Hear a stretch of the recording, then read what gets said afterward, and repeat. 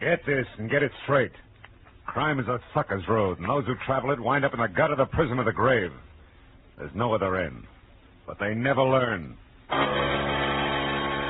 Wrigley's Spearmint Chewing Gum, the refreshing, delicious treat that gives you chewing enjoyment, presents for your listening enjoyment Raymond Chandler's most famous character in The Adventures of Philip Marlowe.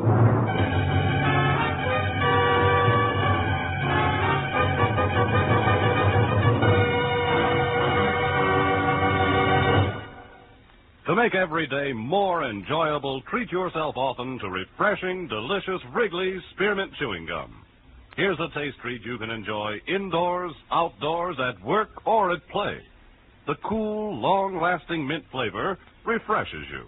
The smooth, steady chewing helps keep you fresh and alert. Adds enjoyment to whatever you're doing. Wrigley's Spearmint Chewing Gum. Healthful, refreshing, delicious. Now, with Gerald Moore, starred as Philip Marlowe, the makers of Wrigley's Spearmint Chewing Gum are glad to bring you tonight's exciting story, The Pelicans' Roost.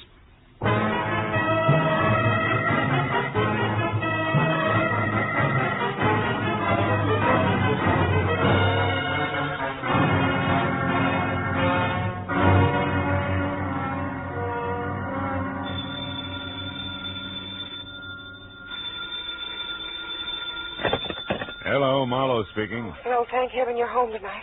Lynn? Yes. Lynn Russell? Uh-huh. Oh, baby, when did you get back to town? Yesterday. Phil, listen, I'm at Eugene's. It's a beauty salon on Wilshire just west of La Cienega. Yeah? Come over here right away, will you? Me? To a beauty shop? You've got to help me get out of here. Oh, what's the matter, kid? Got your head caught in a dryer? Phil, please, I'm serious. I'm scared. There's a guy waiting for me outside, and where I leave here, I'm afraid he's going to try to kill me. Now, look, this isn't just for laughs, huh, baby?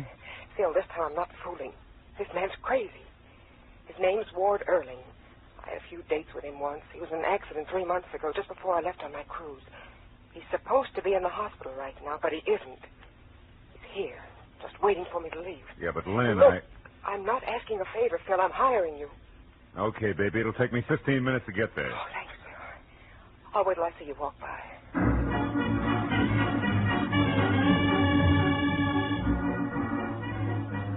I drove out to Wilshire Boulevard and kept telling myself that I could trust Lynn Russell. Why? Because I like her. She was a glossy brunette, born with all the natural equipment of a top model and a covey of oil wells in her own name. She rushed at life, but she'd always been smart enough to stop short of real trouble. Well, it was 9:30 when I got to the section of Wilshire's Miracle Mile that housed Eugene's beauty shop. I drove by, saw no one outside, so I pulled into an alleyway, parked, and walked back slowly. As I passed in front of the show window, I winked at a gilt mannequin with purple hair. And when I heard the door open behind me, I stopped and lit a cigarette. Lynn Russell hurried by without a word, ran to a cab at the corner, and drove away. Well, that was all there was to it. I turned around, headed back to my own car, and got as far as the handle on the door. Oh! I fell against the car as the blow came again. Oh! It made syrup of my legs. I oozed down onto the pavement and stayed there. I know you. You're Marlowe, the private detective. Okay. So I'm Marlowe. Well, let me tell you something, Marlowe. I've spent 3 months flat on my back because of an accident that wasn't an accident. I'm going to get even with her, do you understand? I don't care what it costs. Palmer Sloan or anybody else can hire a dozen like you, and it won't stop me, so stay out of my way. I climbed up my front fender hand over hand. Got back on my feet. In time to clutch a glimpse of a new convertible emerald green with what must have been Ward Erling at the wheel. Well, there was no use trying to follow in the condition I was in, so I headed for Lynn's place with all my windows open. The cool air helped. I pulled up in front of a wrought iron arch labeled Garden Court Bungalows and followed the flagstone trail back to number 4, which was Lynn's. I felt almost normal again until I saw her front door. It was standing half open, framing a man against the dark interior who was trying his best to see inside. This time the advantage was mine, and I took it. Take your hands off me. Get inside. Oh, just a minute. Get in. Now turn on the lights. Lynn. I doubt she's home. Miss Russell is not in the habit of sitting around in the dark. Oh, you know her habits, huh? I do. And you? I know she has bad taste in men. I wonder if I should resent that. You don't qualify. What are you to Lynn? When she wants someone to help her lift a martini glass, she calls on me. He's been going on like that for years. Just tell me your name, Junior, and he's off on the small talk. My name is Sloan, Palmer Sloan. Now it's your turn, Mr. Muscle. Never mind. Lynn. Lynn! By what right are you snooping around like this? Just who are you, anyway? Here's my card. Lynn hired me tonight. Oh. So you're Marlowe the detective? Yeah. Marlowe the detective. Any idea where she is? It's important. None whatever. I had a date to meet her here, which never means very much to her. Why did she think she would need you tonight? Because she was afraid of a guy. One who gave me a crack on the skull, and incidentally, doesn't think much of you either. Oh? Ward Erling. Ever hear of him? Erling? Yeah. Well, yes. But Erling's still in the hospital. He met with an accident, you know, something about brakes slipping on a car, and he was crushed. Accident's not what he calls it, and he's got a gun, just for emphasis. What's his connection with Lynn? Oh, help yourself, Marlowe. It won't mind. Get your snoot out of that glass and answer me. She discovered him, like all the others. I'd sculpted 2 years ago. Then a cowboy takes Harrison. Early last year was a fellow with the racing boats, and so on. They are hobbies, fun and games to Lynn. She's got too much energy, far too much. What's the difference with Ward Erling?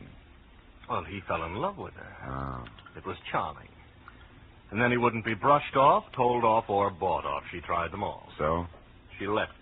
Ran out, took a cruise. He wanted to marry her, simply wouldn't take no for an answer. Imagine that. Those two belong together like scotch and kerosene. You know, you sound a little like you're in love with her yourself. Maybe I am. Oh. But I know my quaint little position in her life. I'm her errand boy, Marlowe, nothing else. And you don't care how dirty your hands get? What do you mean? Skip it. Now, look, errand boy, her life's in danger. Right now, I've got to find Ward Erling in a hurry. Any good ideas? You might try the 4-bell jump in Santa Monica. What's that? It's a jive joint on the waterfront at Surf and Wilshire. That's where Lynn dug that character up originally. He's a musician? If you want to call it that. Some do. He was the piano player and leader of a small and, for some reason, successful combination that's still there, so far as I know. Yeah, and one more thing. Lynn left here in an awful hurry. She might be looking for you, and I might later, too. I'll go home, wherever that is, and wait. Why not? Oh, it's 210 in the Beekman Plaza. 210, huh? And if my apartment doesn't answer, try the bar.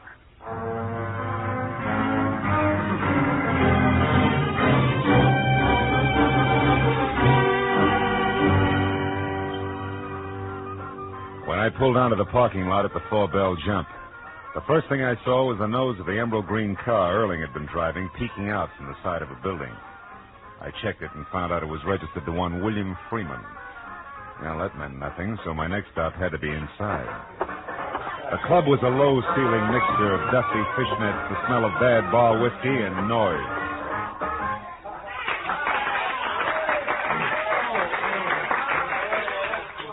The band had just finished the set, climbed off the stand, and drifted out to join the customers. I saw the name Howdy Bub Freeman stenciled on the bass drum. He was a flyweight who carried most of it on an oversized head equipped with a pair of protruding yellow eyes.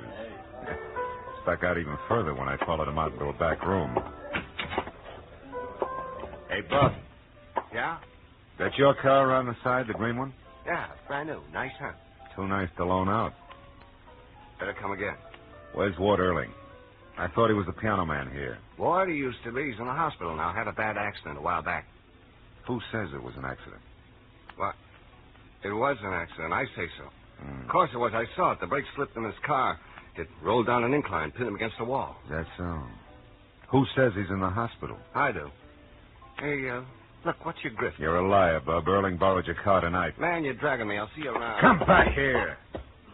Look, I got no beef with you, mister. Where can I find Ward Erling? Why don't you go off somewhere and drop dead? Where is he? Come on, little man, before I shake it out of you. You look like you shake awful easy. Where's Erling? Wait a minute. I don't know. I swear I don't. I don't care if he used my car. I didn't know it. He's a bring-down, a spook. Keep going. He blew his cork over some society doll. It practically wrecked our combo we've been working 5 years to build up. Also, it broke the heart of one very sweet kid. Maxine's so gone, she'd scrub floors for Ward, and he couldn't see it. I'm disgusted with her. Maxine who? Where can I find her? Now, look, little man, do I shake some more? Maxine Majesta. That's better. She's inside at the end of the bar, blonde in a blue dress. Take it easy, will you? She's a good kid. So am I. We'll get along fine. I'll see you, bub.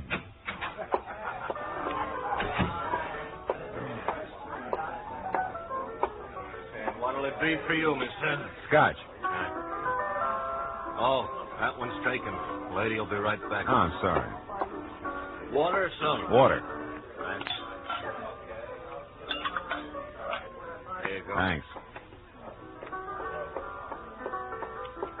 Hey, Larry. Huh? Your phone's broken? I didn't get my nickel back. Oh, you want me to freshen up that drink, Maxine? No, thanks, Larry. It's fine. Maxine, Yeah? maybe you can help me. Maybe. No. No, what I mean is I'm looking for Ward Earling. Try under a rock. You know, you sound a little bitter. I'm as bitter as a slot machine these days. What's it to you? Well, I'm an acquaintance of Lynn Russell's. Name's Marlowe. You know her, Maxine? I've seen her at the jam sessions we used to go to. She used to show Ward off to her little groups like a prize pup. Sure you got her pegged right? You know, she tried hard to shake things. Listen, she's the gut rocks type who'd sink a yacht just to wash the bubbles. And that's only... Only what, Maxie? Never mind, skip it. Good night, Mr. Hey, Marlowe. wait a minute. Don't I get to buy you a drink? Some other Tuesday. Good night. I watched her as far as the door. Decided to go after her, and then I caught the bartender giving me a very cold eye. Didn't thaw any as I downed my drink and saw him high-sign the bouncer. It looked like my welcome was wearing thin, so I went outside, sat down in my car, and tried to figure out who was covering up what. But I only got as far down the list as Palmer Sloan. It had come from the back room in the club. I was a poor third in getting to him. A waiter in a white apron and a fat sax man both beat me. Over here, Manny. Here. Hey, it's Bob Freeman. Holy cats, what's wrong with him? He's been stabbed. Yeah, there. In his neck. An ice pick. Bob, who did it? No use, fella. He was gone before he hit the floor. Whoever did that to him got him dead center.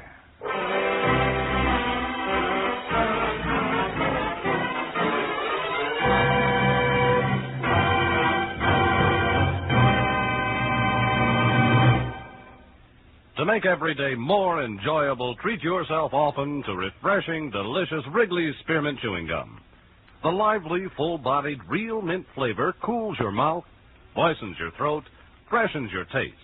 And the chewing itself gives you a little lift, helps you keep going at your best. So for real chewing enjoyment that's refreshing and long-lasting, always keep Wrigley's Spearmint Chewing Gum handy. Healthful, delicious Wrigley's Spearmint Gum will make every day more enjoyable. Now with our star, Gerald Moore, the second act of Philip Marlowe and tonight's exciting story, The Pelicans' Roost.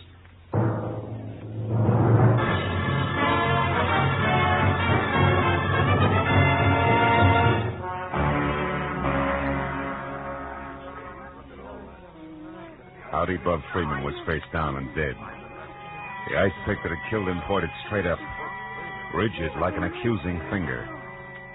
To the right of the dead drummer's sprawled legs was a fat saxophone player, his face shiny with a fine sweat of fear. And to the left, a waiter who had found Freeman's body. For a backdrop, there was the doorway crammed with astonished faces and the funny kind of cracked voices people always have at a time like that. I closed them out. The waiter objected. Oh, now, wait a minute, mister. What are you doing that for? We got to call the cops. Hey, you ain't the cops, are you? No, I'm a private detective. Name's Marlowe. Oh, that ain't good enough. We got to get the law Shut about up, Dave. What? Mr. Marlowe will tell you anything you want to know. My name's Lager, Manny Lager. Bub Freeman was a good friend of mine. Even if he's the reason Ward Earling went to the hospital? What'd you say? that from my corner, Freeman dead only adds one way. He put Ward Earling in splints to keep him from wrecking the band by running off with Lynn Russell on a 90-day cruise. Oh, yeah, sure. To get even, Earling put an ice pick in his neck. Tossed it right from his hospital window. You don't keep up with the news, do you, Lager? Earling left the hospital this afternoon, probably by way of the fire escape. Ward is out? Out. And so that the accident was the kind that's planned well in advance. I know because we've already had a chat. Then you mean that Earling did this to get square? He killed Freeman? It could be. But there's another angle. Yeah, an angle named Palmer Sloan. That society louse who didn't want his girlfriend mixed up with anything as degrading as a musician. That's it, ain't it? Maybe. Earling was after Palmer Sloan or Lynn Russell. He never mentioned Freeman. Yeah, but where's the tie? Howdy Bub didn't fall on that ice pick. How does it figure? Playing his sheet music was Bub and Palmer Sloan working together. Palmer knew that Earling was on the loose. He was afraid Bub would spill, so he quieted him with that. Right, Marlowe? No, I think you're wrong. Both of you. Look here. I found this on the floor near the window. This wouldn't belong to a man, Mr. Marlowe, not even the Palmer Sloan. Let me see that. A mascara case. Yeah.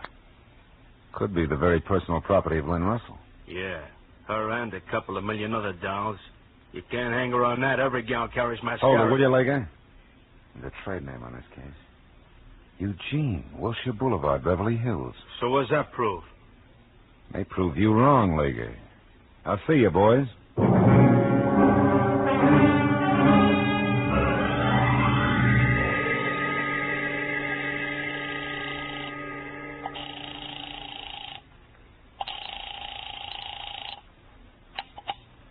Hello. Marlowe, Sloan, have you heard from Lynn? No, Marlowe, I haven't, and I probably won't, so please let's not call here Save every it for the hour. country club, Palmer, and get a good grip on this. The drummer at the Four Bell Jump's been murdered. Looks like our not-so-sweet friend did it. Lynn? Oh, you're out of your mind. Yeah, I'm out of my mind. Now, tell me, if she did this, have you any idea where she would head? Well, no, Marlowe, no, I don't. No. The boat is tied up. Her car is in the garage for repairs. Okay, suppose she didn't take a car or a boat. Would it be by... Hey, wait a minute, Sloan, what was that about a boat? Is it a yacht, maybe? Not exactly, Marlowe. It's a cabin cruiser. Anchored off the Santa Monica Pier at the moment. and Santa it's Monica, Sloan, that fits. What's the name of it? Crest of the Wave. Why? What makes you think she'd go out there? Well, among other things, a crack a lady made earlier tonight. A lady named Maxine Majesto who loves Ward Earling and hates Lynn Russell. Bye-bye, Palmer.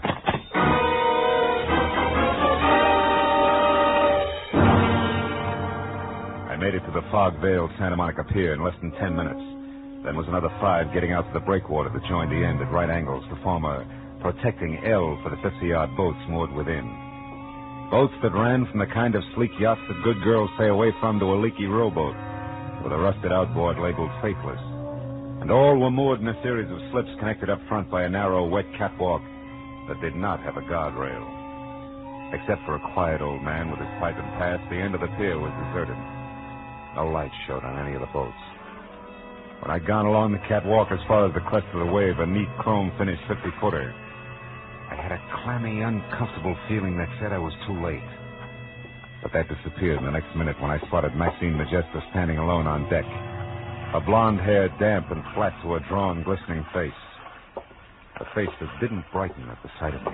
Marlowe, what do you want here? Lynn Russell. Have you seen her, Maxie? Lynn? No. No, I haven't. But you are waiting for her. No. Why would I...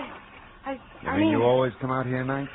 It's good for a girl's hair. Is that it, baby? Marlowe, stay out of this, please. So you can get to her alone? No, Marlowe, so I can get to her alone. Ward. Don't budge an Fine. inch. I mean that, Marlowe. This thing goes up real easy. Now, where is she, Maxine? I don't know. Oh, Ward, I knew you'd come here after her. That's Never why... mind that. I want Lynn Russell, Maxine. Why? Why, darling? Oh, Ward, aren't you through with her yet? Didn't you do enough to you? She and that Palmer... Stop it. Just tell me where she is. Keep those hands up, Marlowe. I had an itch. I'll ask permission next time. Ward, listen to me. What difference does it make where Lynn is? She doesn't love you. She never did. You were a 5-minute intermission. But we're different. We were in love, Ward. We had every chance.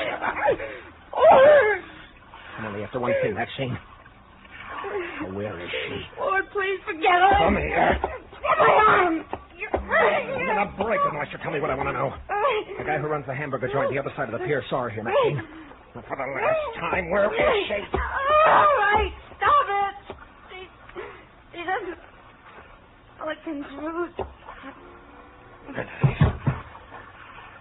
Nice going, Adonis. You got your answer, didn't you? Yeah. Just like I'm going to get Lynn Russell. Hooray. State will be overjoyed. What's that supposed to mean, detective? Something like Lynn Russell just killed Howdy Bub Freeman? You're a liar. Really? It doesn't matter. If it's true, I'll just be a little harder on the fine lady. How hard can you get, kid?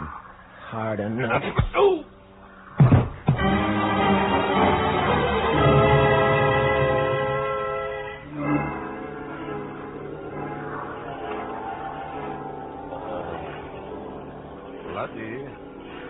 Laddie, come now. Here we go. Up to the sitting position. Too much blood to the head is bad, man. Come, laddie, up we go. Oh, there we are. I'll be fine in a minute. Oh, there's quite the blow there. Yeah. Hey, take that light out of my eyes, will you? Oh, who are you? Oh, yeah. I noticed you out on the pier earlier. The name is Spoon, Elvin Spoon, but they call me Scotty. That figures. Oh. Scotty, tell me, where's the Pelicans roost? Was it a nightclub or what? A nightclub? Oh, no. It's far from that. How far? What is it? The Pelicans roost is the old fishing pier. In Santa Monica? Eh? A collection of rotting wood at the foot of 2nd Street? Aye, but what business could the man have there, laddie? The dirtiest. Thanks for your help, Scotty. Wait a minute. What be it? Something you dropped? Yeah. Something I dropped while being dropped. A mascara case I never really looked at before. Laddie, you seem so puzzled. Not puzzled, Scotty, just dumb. Lottie here has been jumping to the wrong conclusions, and all because he didn't take a good look at this and... And what? And the color of a girl's hair. Come on, Scotty. Thanks again for your help. May get me to the Pelican's roost on time.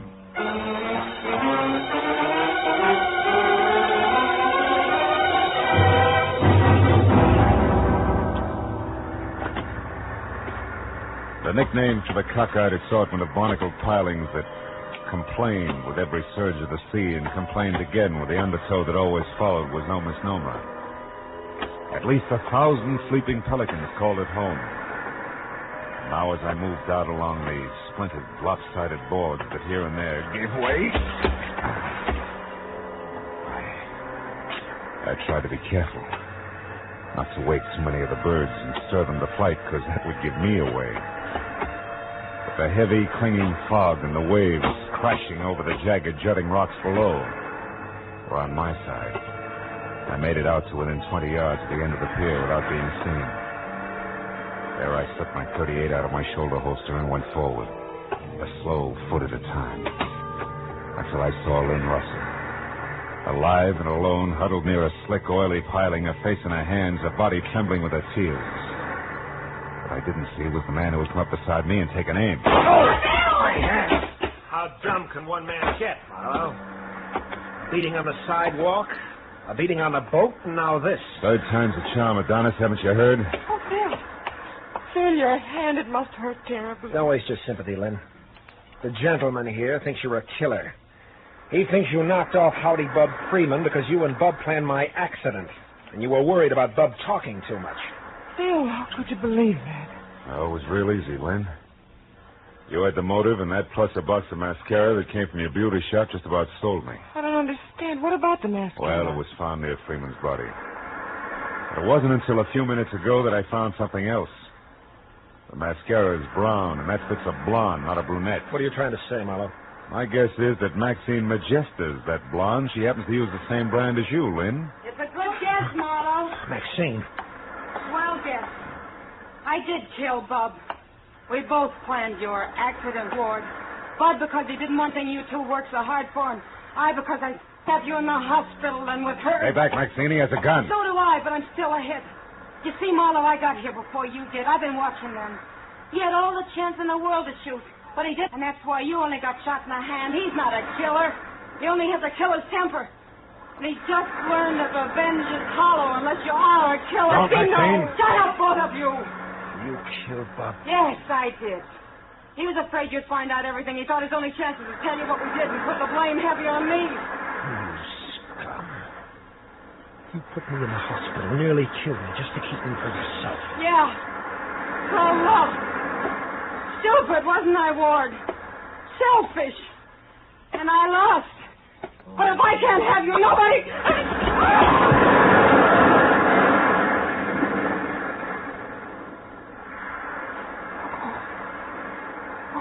No. She hit those rocks. You've got to get her. Not a chance. Wouldn't do any good if we did. Give me that gun, Erling. Marlowe, Never mind the speech. One back to the hospital. Get out of here. Yes. All right, Marlowe.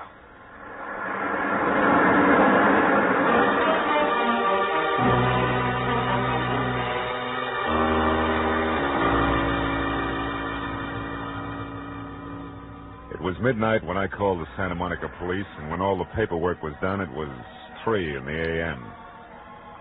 Len and I drove by the old pier and sat looking at the rotten timbers. Tried not to talk about the poor kid somewhere underneath them. Len, Yes, Phil. how do you feel about everything? I don't. Just numb. Maybe that's the best way. Numb. Anesthetized. Insulate our hearts, our sensibilities. That way nothing can get to you. Yeah. Then just as we think we're all snug in cotton wool, life explodes the insulation, the heart ends the anesthesia, and we're back grabbing at brass rings. Phil, I want to go home. Okay, kid. But remember, there may not always be a way home.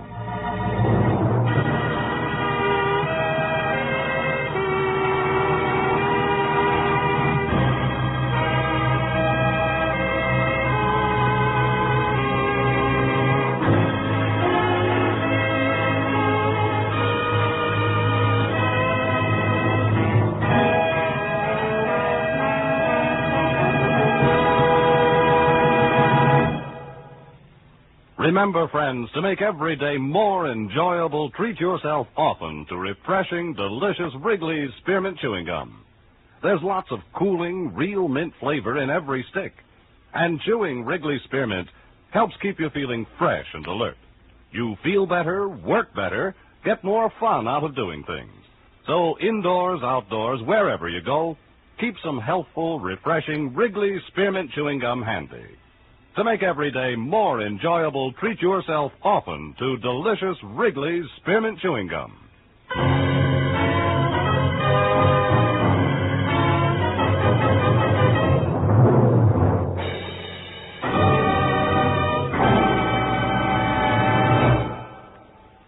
The Adventures of Philip Marlowe, presented by Wrigley's Spearmint Gum, bring you Raymond Chandler's most famous character and star, Gerald Moore. Philip Marlowe is produced and directed by Norman MacDonald and written for radio by Robert Mitchell and Gene Levitt. Featured in the cast were Lillian Buyeff, Larry Dobkin, Georgia Ellis, John Daner, David Ellis, Paul Dubov, and Jack Crucian. The special music is composed and conducted by Richard Arant. The makers of Wrigley's Spearmint Chewing Gum hope you enjoyed tonight's adventure of Philip Marlowe and that you're enjoying Wrigley's Spearmint Gum every day.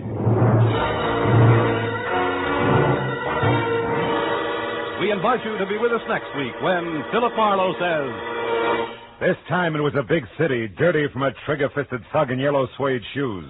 A lady's heart dropped in the gutter and a corpse in a Hollywood duplex. But in the middle of it all and setting the pace was a sweet little girl from Pumpkin Center, Kansas. This is Bob Stevenson speaking, and this is CBS, the Columbia Broadcasting System.